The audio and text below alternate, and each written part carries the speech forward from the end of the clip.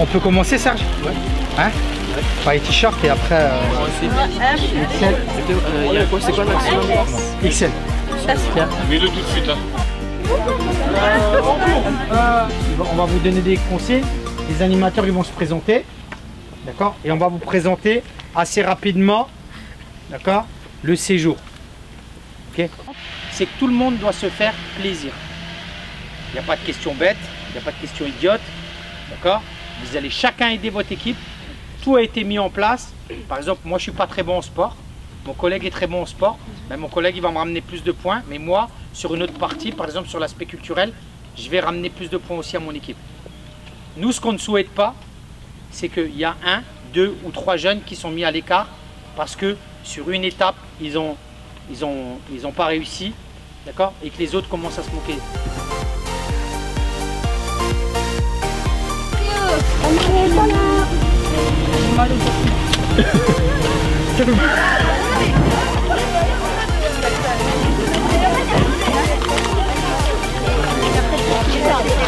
Et là, c'est faire des cercles avec les pieds, 10 fois, 15 fois.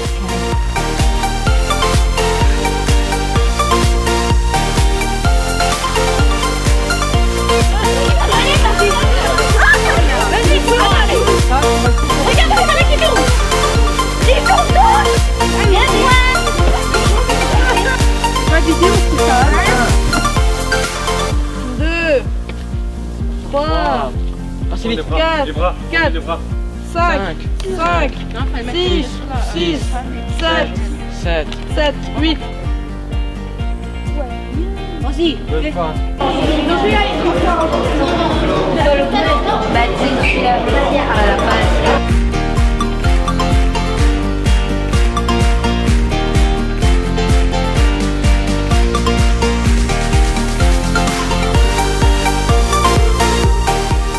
Aujourd'hui, nous sommes partis dans la forêt. Ouais. Nous avons fait un parcours sportif qui était une tuerie.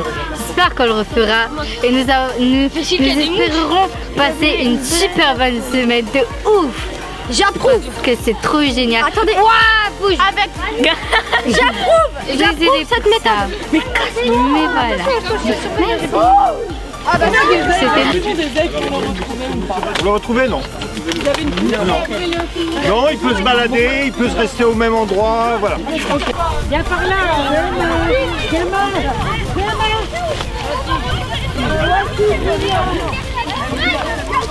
Avec des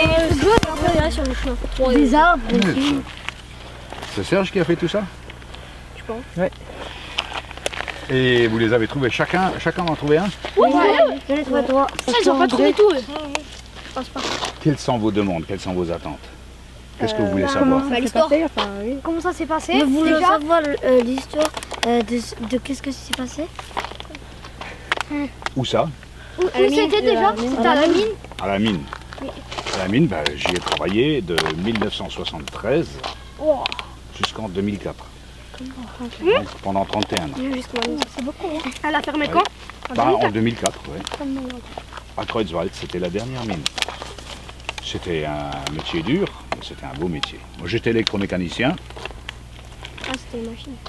Oui, je réparais et je faisais la maintenance sur les machines pour que les mineurs puissent... Continue. Pour qu'ils puissent faire du charbon. Hein. C'est pour ça qu'ils étaient au fond. C'était dangereux les mines, hein? Oui. C'est pour ça. Moi, j'étais électromécanicien, donc il fallait faire particulièrement attention.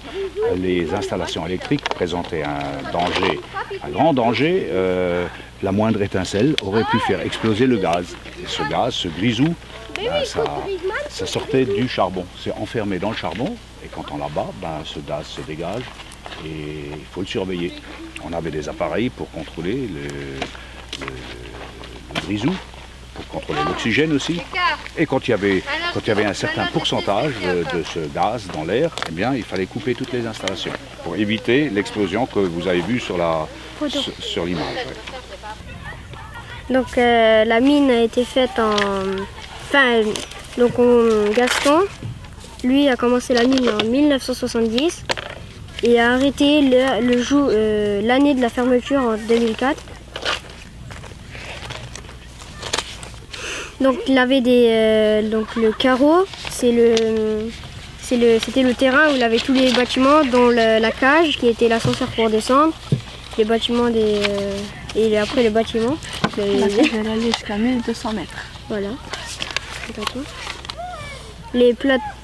Donc il y a eu 3 types de descentes, enfin d'endroits où miner. Les plateurs, donc le plateur, le semi-dressant qui est à 85 degrés, 45, et le dressant. Le haveur et la haveuse, la haveuse c'était une machine qui servait à miner les pierres très dures pour le charbon et le haveur l'a contrôlé. Puis il avait le piqueur qui était une personne avec un marteau piqueur qu'il faisait donc à la main. Le terril, c'était créé par une explosion où la pierre a été éjectée et tassée. C'était en fait un gros tas de pierres et le charbon en a été séparé. Le boiseur et le boisage, c'est le boiseur fait le boisage et lui va créer comme des charpentes pour pas que les galeries s'effondrent. Donc le coup de grisou et le coup de poussière, c'était une simulation d'une explosion pour séparer donc la pierre et le charbon, puis comme un nuage de poussière. Porion, c'était en fait c'était les chefs et des mineurs, eux, minaient couchés et on voyait que leurs jambes. Et donc les chefs, eux, étaient sur le côté. On les appelait les poirions parce que ils ont dit poireaux Que leurs jambes. Ouais. Bah, il a commencé à 17 ans. Il était quoi? Électromécanicien. Voilà, toi tu sais. C'était un porion. Porion. Voilà. C'était en fait des mineurs au nord. Eux, ils travaillaient dans les mines. Et il y en avait d'autres qui étaient debout en train de travailler. Après il y a un mineur qui a dit « Regarde-moi, c'est Porion qui sont debout alors que nous on est à genoux ou couchés. » L'histoire quand il y a eu l'explosion. Le coup de grisou. Ouais. C'était en 85.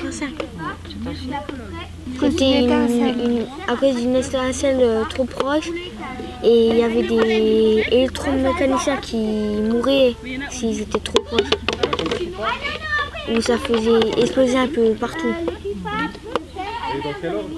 La CUFA. Voilà, et ça servait à quoi en fait? À mettre 5-6 mineurs et ils descendaient dans les puits. Dans un puits et remonter le charbon. Et après à Cosrel, il avait eu le tout premier CUFA. Est-ce que les mineurs, ils aimaient bien rentrer dans... Non, ils avaient peur. Trembler. Ouh là là, j'ai vu quelque chose de tout près là. On représente la team de l'hôpital, c'est-à-dire les Spittelois. Et aujourd'hui, on va vous parler de la mine pendant 2-3 minutes.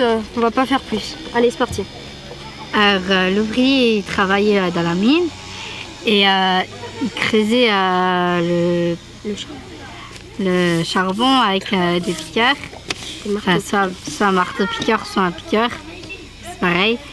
Dans le monde de la mine, tout ce qui est sous la terre, c'est quand les gens travaillent sous terre, ils n'ont pas de lumière ni rien sauf les lumières du casque. Et ceux qui sont aux lumières du jour, ça veut dire que ils sont au-dessus, donc comment dire, au-dessus de la, ils sont en dehors, ils sont pas en dessous. Voilà, et eux, ils ont la lumière du jour, mais pas. Ouais. À la mine, toutes les mines sont dangereuses car il y a un gaz dans les mines, ça s'appelle le grisou. Et s'il y a une chaleur de plus de 60 degrés, le grisou risque d'exploser. Le grisou, c'est un gaz très dangereux au fond de la mine où il y a le charbon. Donc voilà, je vous ai présenté, on vous a présenté vite fait. Donc on voulait vous dire le ressenti global du groupe. Pardon. En fait, on trouve que l'histoire est touchante parce que si on serait né un peu plus tôt, on serait passé par là, on aurait aussi vécu ça et on pense vraiment que c'était dur parce que certains enfants étaient déjà à la mine à partir de 14-15 ans. Donc à mon avis, ça a dû être chaud. Après, je sais pas, le ressenti du groupe. Est-ce que vous avez quelque chose à dire à la caméra? Non. Quelque chose à dire, toi? On voudrait pas être à leur place et tout. Voilà, donc on voulait applaudir ceux qui ont travaillé pendant des années, qui sont morts des fois dans la mine à cause du grisou. Et donc voilà, à vous les studios. Dans les mines, il y avait des galeries si petites et si étroites que les mineurs étaient obligés de se mettre à genoux, voire accroupis, et encore couchés pour creuser dans la roche. Les mineurs descendaient grâce au CUFA et aux cages. Les mineurs pouvaient descendre à plus de des milliers de mètres grâce aux cages et au CUFA. La largeur du câble du CUFA faisait à peu près la largeur de mon doigt. Pourquoi appelle-t-on le chevalement comme ça? Parce qu'ils sont à cheval au-dessus du puits. Il sert à monter et à descendre les cages et les CUFA. Pour avoir un coup de grisou, il faut avoir une étincelle de plus de 600 degrés. Pour arrêter un coup de grisou, il y a des bacs d'eau suspendus. On appelle plateur les mines qui sont à peu près à l'horizontale. On appelle semi-dressant les mines qui sont inclinées à plus de 45 degrés. On appelle dressant les mines qui sont quasiment verticales. Voilà, donc on était chez le monsieur. Donc je lui ai un peu posé des questions sur la manière dont ils étaient logés.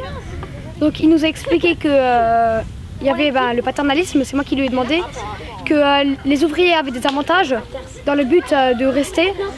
Donc ils avaient le logement gratuit, les enfants pouvaient faire des colonies de vacances, ils touchaient des aides.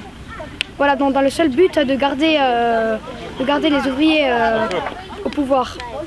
Oui, il nous avait aussi dit que j'avais aussi demandé à propos des maladies qu'on pouvait avoir et que il allait faire un test il y a à peu près une semaine pour voir que tout allait bien et qu'après on peut développer des maladies comme la silicose et c'est des problèmes, et après on ne fait que de cracher parce qu'il y a de la poussière, les poumons ils recrachent facilement la poussière, mais il y a certaines poussières où c'est un peu compliqué, où les poumons ils ont du mal à recracher.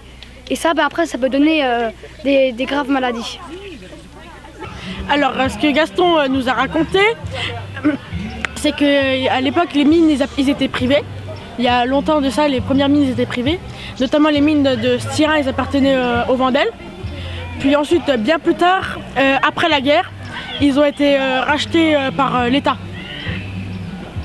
L'État les a rachetés cher avant de les moderniser. Ils les ont modernisés pour que les mineurs travaillent mieux dans de meilleures conditions et pour qu'il y ait un meilleur rendement.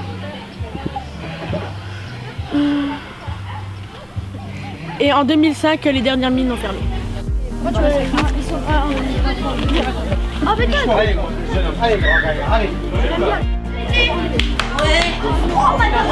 Et la tente qui est derrière, parce qu'on a une fenêtre pour regarder. Oui, mais nous, on avait la chambre.